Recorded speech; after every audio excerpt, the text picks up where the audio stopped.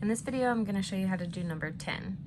A river has a current of 1.2 miles per hour. If a swimmer heads directly across that river at a speed of 2.8 miles per hour, what is the resultant magnitude and direction of the swimmer?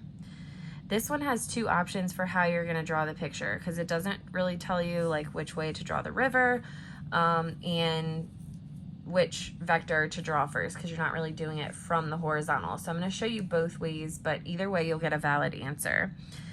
The way that I did it the first time was I did the river current was 1.2 miles per hour this way. So I did that, the horizontal component first.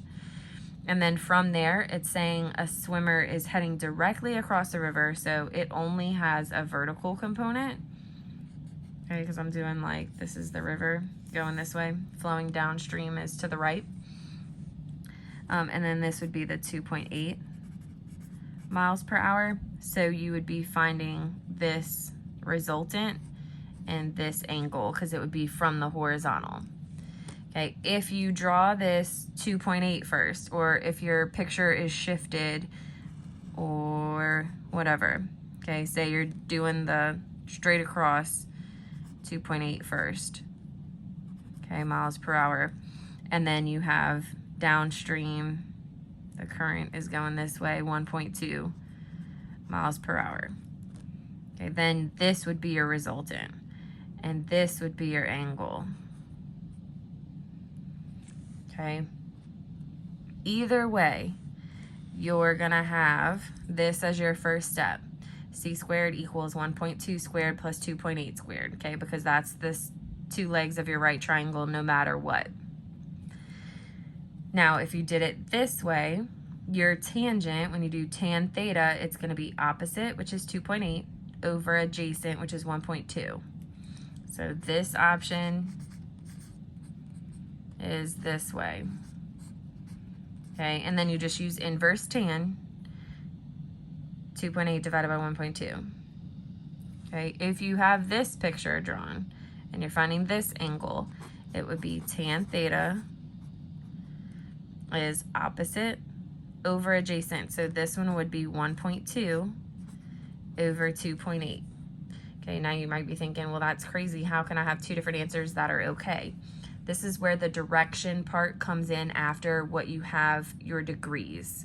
Okay, let me see. This is 67. Okay, I already did this up here, so I'm gonna write that here.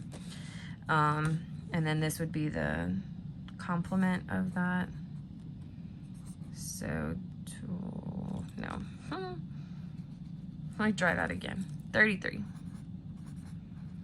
Okay. So if you got one of these angles, that's good, but you need to make sure that you write the second part right. So this would be its velocity, because it's miles per hour, equals, okay, we said 3.0 miles per hour. Then this option would be at 67 degrees. Then you have to be careful what you write next. Okay, so you can say above downstream, or this is the horizontal also, so you do above horizontal. I would even take north of east if you'd prefer that, because the way that you have your picture drawn, you have east being downstream. Okay, so any of those would be fine. So I'm just gonna write above the horizontal. Or you could write above parallel. I'm gonna go with that actually, because that would be parallel to the current.